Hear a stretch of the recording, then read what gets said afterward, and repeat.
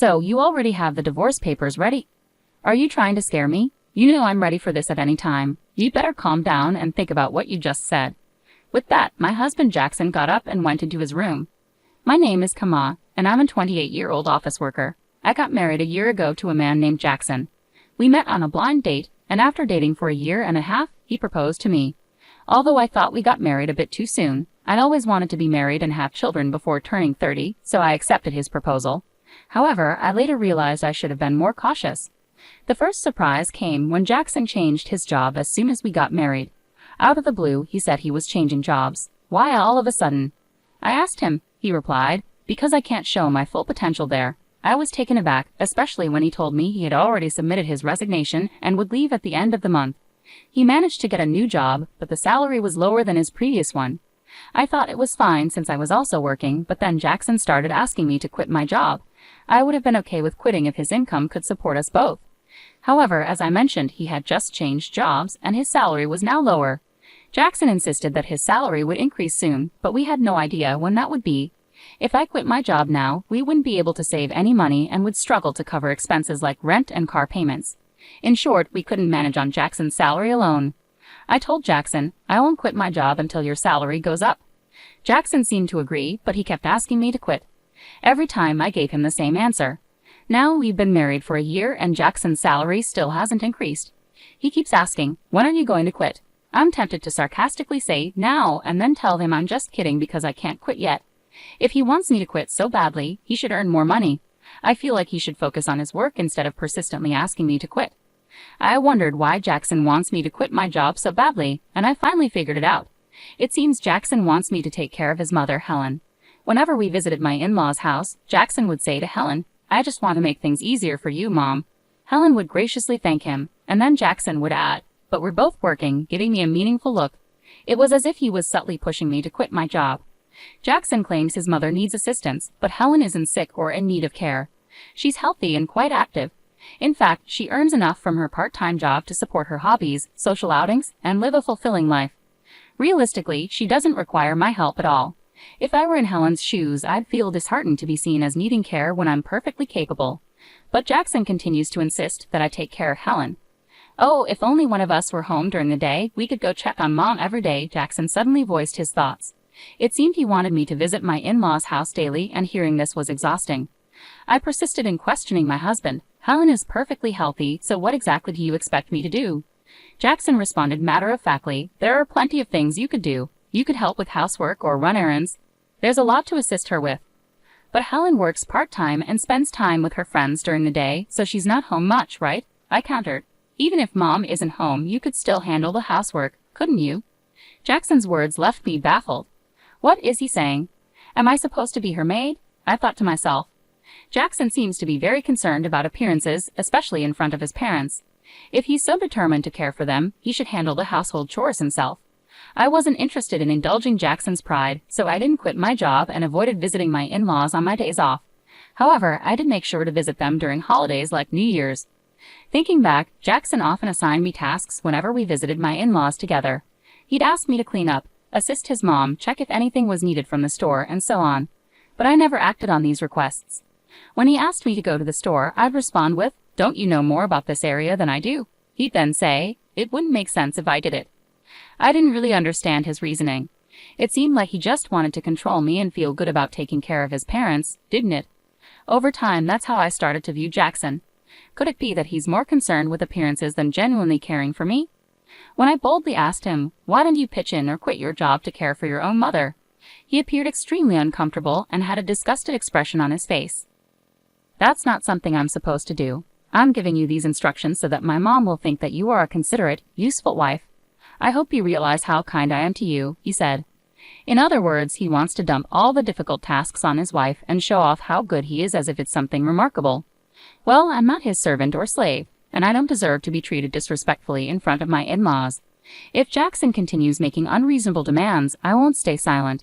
I'll stand up for myself. But despite talking to him, Jackson hasn't changed. He still asks, are you going to quit your job? And whenever we visit my in-laws, he orders me around just like before. I had enough and decided it was time to discuss it with him seriously. I think we need to talk about our future, I said. What are you even trying to say? Jackson replied, sounding annoyed. I'm honestly fed up. I'm tired of you constantly asking me when I'll quit my job and exhausted from you pressuring me to take care of Helen, I explained. Why are you fed up with that? You're my wife and it's your duty to care for your husband's parents, Jackson said. Don't you think that's a huge responsibility for me? Shouldn't you, as their biological child, be responsible for helping with the housework and taking care of your own parents in the first place? I asked. No way, it's the wife's duty to do it. Are you the kind of person who doesn't care about family? I'm really disappointed to hear you say that, Jackson responded. Then let me ask you this, how have you been taking care of my parents? If I asked you to care for my parents, would you do it then? I questioned. Jackson stared at me blankly. What are you saying? Why should a husband take care of his wife's parents? So does that mean you won't take care of my parents now or ever? I pressed. The husband's parents and wife's parents are completely different, Jackson replied. What difference does that make, anyway? I don't get it, I said, feeling frustrated. I didn't realize you were so clueless. It's like talking to my old boss, I continued. What are you saying? Jackson asked, confused. I'm saying the husband's parents should come first. You should take care of your wife's parents, I clarified. What? I exclaimed. So you only prioritize your own blood-related family? I'm so disappointed in you. I won't be visiting your parents anymore. Ha, why would you do that? Enough is enough. I'm the one who wants you to stop this nonsense, I retorted. No way, how dare you talk back like that? My mom is right, Jackson shot back. Ha, Mom was talking about you. She said you're a badly behaved wife. That's why she gave me this. With that, Jackson pulled out a piece of paper from his bag. It was divorce papers. What? You already had divorce papers ready. I was shocked, but Jackson seemed strangely proud. See? I scared you, didn't I? I'm prepared for this anytime, so think about what you just said, Jackson declared smugly before leaving for his room. Unbelievable. Why is Jackson so selfish? That look of triumph on his face. It's clear the divorce papers are a threat to make me obey him. The fact that Helen was involved made me even more suspicious. Jackson is acting like a puppet for his mom, trying to control me while following her orders. It's ridiculous. I won't let Jackson have his way. How can he not see our marriage is in trouble when he acts like this? His lack of understanding just annoys me more. Jackson had already completed the divorce papers and handed them to me with witnesses, including Helen and his friends. This meant I could sign and file them whenever I chose. The next day, after Jackson went to work, I filled out the divorce papers and submitted them to the city office. As a precaution, I also filed a notice of non-acceptance of the marriage certificate. I called my parents and explained the situation, knowing Jackson might threaten to file a marriage certificate on his own if he found out. My parents were shocked that I had already prepared the divorce papers but fully supported my decision. Outraged by Jackson's behavior, they offered to help me move my belongings immediately. Taking a leave from work, I had my parents come over and relocate all my things to their house while Jackson was away. I decided to stay with my parents for a while. It was the first time in a long time that I felt truly comfortable and at ease in their home. Reflecting back, Jackson never did his share of housework. I was the one cooking dinner after long work days and handling all the cleaning and laundry on my days off. On top of that, he expected me to care for his parents, which was impossible. That night, Jackson called me, probably just back from work. Hello? Hey, where are you right now? I'm at my parents' house. Oh, why would you go back there without my permission? And where's all your stuff? Don't tell me you're staying the night. I almost laughed. How could he think I was staying when I had taken most of my belongings with me? It showed his selfishness to even suggest that I move out of the house. I'm not coming back, I said firmly. What are you talking about? Come back here and make me some food. Make it yourself, I replied, ending the call. I couldn't discuss divorce with him if he continued to behave this way. I decided to wait for him to come to my parents' house and blocked his number. A week later, Jackson showed up at my parents' house, accompanied by his parents. They all wore serious expressions. I led them into the living room, and we faced each other, 3 against 3. How could you do this? How could you leave without my permission? Jackson demanded. Well, you were treating me like a housekeeper. All I asked you to do was take care of your family, I countered. That's not true. What kind of wife are you if you don't take care of Jackson? Helen shot me a fierce glare. My father began to tremble with anger, but I interjected. Jackson told me to quit my job and care for Helen, saying it was my duty as his wife. Yet, when it comes to my family, he expects me to handle everything alone. Ultimately, Jackson wants obedience and uses me to care for his parents while taking credit for it. That's why he prioritizes his parents over mine. Have you heard Jackson say these things? Helen continued to glare, but Carter looked confused, indicating he hadn't heard this before. Let's clear the air, Jackson said suddenly, bringing up the divorce papers and claiming it was Helen's idea. Why would you suggest that? Carter asked, clearly surprised. Oh no, it's because Camilla has an attitude problem, Helen stammered. And did you really say that Camilla's parents aren't a priority? I pressed. Well, it's only natural that your own parents come first, Helen retorted defensively. Don't be absurd. I came here to support you after hearing about the unfair treatment Camilla endured, but now it seems you're the one at fault.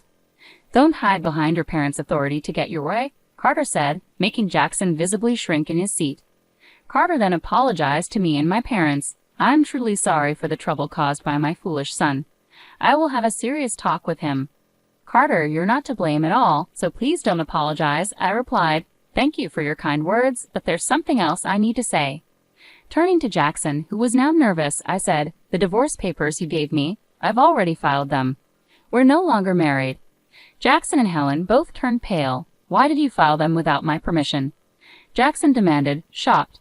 You told me I could file them whenever I wanted. Besides, you had already filled out your part and had Helen sign as a witness. I calmly explained. Oh, that was, Jackson stammered, clearly at a loss for words. Carter, furious, intervened. Jackson, you used divorce as a threat. He slapped Jackson across the face. Helen was visibly shaken by the confrontation. I apologize deeply that you had to witness this. You're right to divorce this fool. On behalf of Jackson, I'm truly sorry for ruining your marriage, Carter said, grasping Jackson by the collar and demanding apologies from both Jackson and Helen before escorting them out of the house. Later, I thanked Carter for his intervention. He ensured that all of Jackson's assets and property were transferred to me without any hassle. Despite my higher income and managing our household, it was a relief to secure everything from our marriage. I later learned that Carter had divorced Helen, clearly disgusted with her actions. The other day, I ran into a colleague from Jackson's old workplace who shared some surprising news. Jackson wasn't performing well at his job and often received harsh criticism from his boss. In defiance, Jackson resigned and changed jobs. This only added to my frustration with him. Instead of taking responsibility for his shortcomings, he blamed others, which likely contributed to his lower pay at the new job. I'm relieved to have left him. I've rented a cozy apartment and enjoy living independently. Work is going smoothly, and I even received a recent raise. Right now, I'm not interested in relationships and prefer focusing on my career. Jackson always cared more about appearances than actual abilities. He maintained a facade at home but failed to improve professionally. Sadly, many husbands use divorce threats as leverage, thinking they're powerful, but it's a big mistake. I hope they realize their folly and find happiness alone. Meanwhile, I'm grateful to have moved on from Jackson and look forward to meeting someone special in the future.